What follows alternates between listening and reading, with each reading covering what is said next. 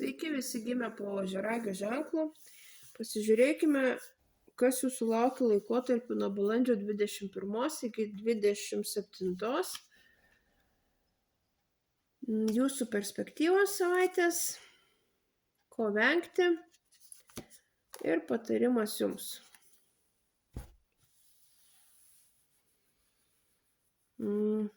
Ožiaragiam šiam laikotarpiu labiau rūpės dvasiniai dalykai nei materialūs, labiau gilinsitės į save, į savo norus, į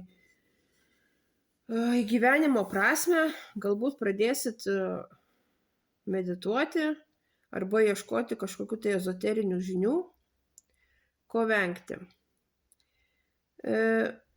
Venkite atsiribojimo nuo aplinkinių, tokio šaltumo, grubumo, nenoro bendradarbiauti, klausyti, kas ką sako.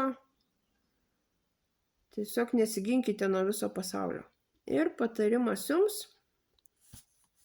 Šiuo laikotarpiu jums reiks partnerio ir nebūtinai, kad santykių prasme ar meilės prasme tai gali liesti ir darbinius reikalus. Tiesiog jums reikia bendraminčio, su kuriuo galėtumėt